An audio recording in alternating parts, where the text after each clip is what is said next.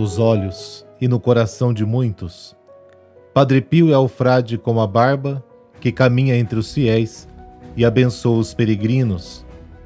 O frade que talvez esteja com um semblante sisudo é com certeza uma das personalidades mais envolventes de todos os tempos. Estas são imagens emocionantes, congeladas no tempo, mas na verdade a sua história começa há muitos anos.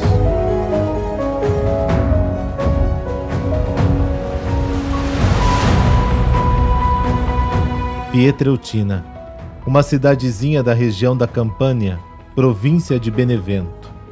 Entre montanhas e campo, ela se constrói.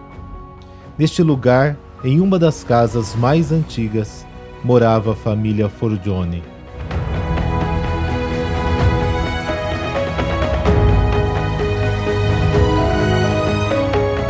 O pai Grásio era agricultor. A mãe Giuseppa cuidava da família. Era uma mulher de fé e de religião firme. No dia 25 de março de 1887, às 5 da tarde, a mãe Pepa dava à luz a um belo menino, o futuro Padre Pio. É o segundo filho depois de Miguel. Outras 3 crianças completarão a família.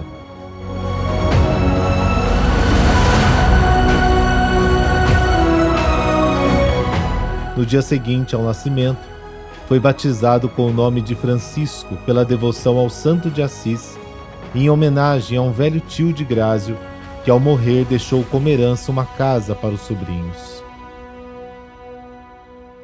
Ele tinha poucos meses de vida quando a mãe o levou a Giuseppe Farella, muito famoso na região, considerado um benzedor e adivinhador do futuro.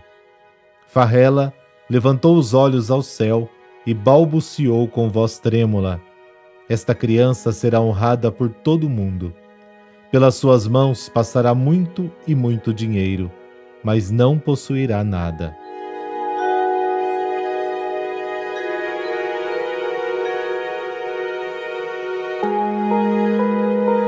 Entre a fé e a profecia resta uma certeza. Ninguém poderia imaginar o que se tornaria Pietreutina e Padre Pio no mundo. São raras as fotografias desta época. Essas imagens que você está vendo foram gravadas alguns anos depois pelo Padre Geraldo, um dos primeiros biógrafos de Padre Pio, com a tarefa de preservar as imagens da cidade antes que fosse modificada pelo tempo.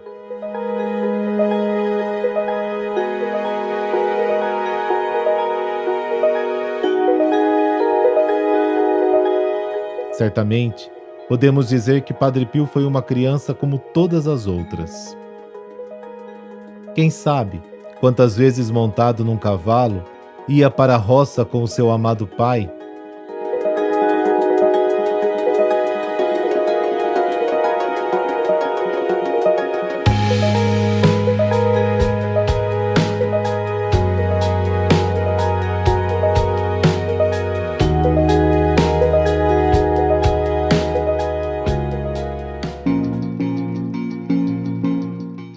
E o século que está para chegar testemunhará a unificação da Itália. Roma é finalmente declarada capital, mas a questão romana ainda não havia sido resolvida. O reino da Itália é considerado um usurpador, e aos católicos é proibido o exercício da política ativa. Depois que foi tirado o poder temporal do Papa, muitos se colocaram em oposição à Igreja Católica.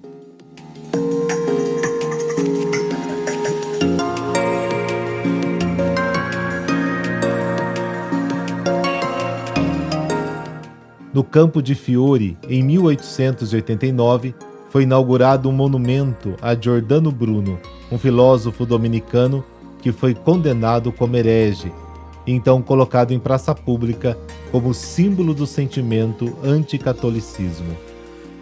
Ao trono de Pedro é eleito Leão XIII.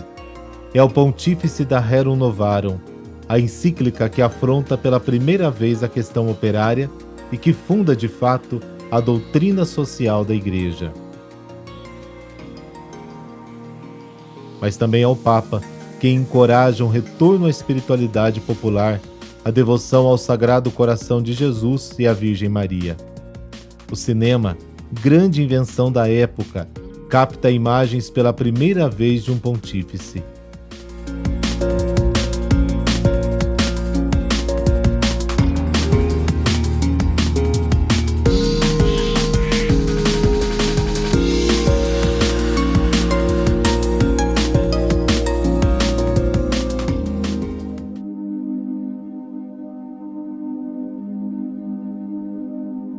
As festas religiosas costumavam animar as vilas, como Pietreutina, Dia de Todos os Santos, Corpus Christi, São José e santos padroeiros eram as referências comuns das pessoas que viviam no campo. Na casa dos Forgione, todas as noites se recitava o Santo Rosário. Francisco cresceu assim, brincava com os outros meninos e aprendia a ler e a escrever, ia à missa com frequência e rezava com devoção diante da imagem dos santos.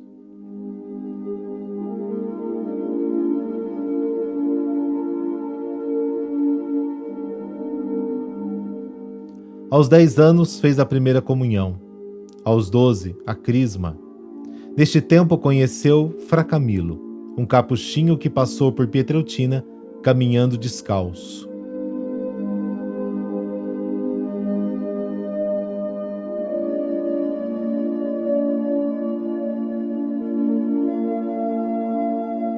E foi em uma dessas visitas que, diante do frade, o menino expressou pela primeira vez o desejo de consagrar-se a Deus e de se tornar frade com a barba.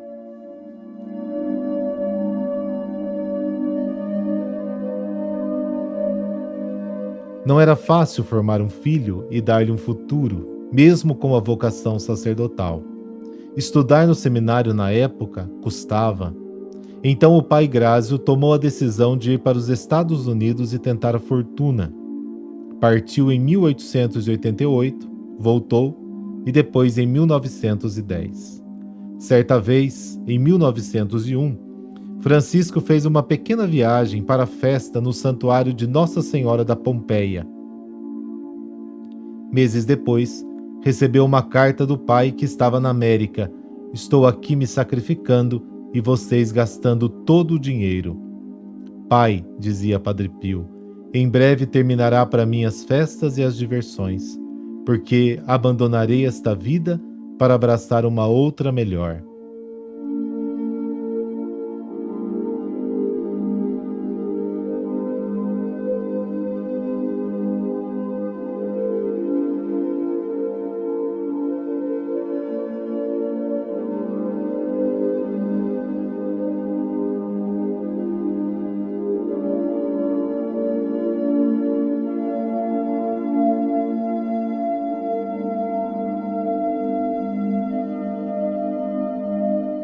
No dia 6 de janeiro de 1903, Francisco entrou no noviciado no convento capuchinho de Morcone.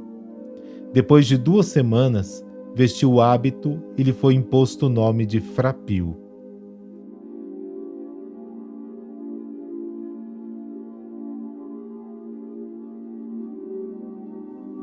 Se inscreva no canal para você ser avisado dos próximos episódios da história de Padre Pio.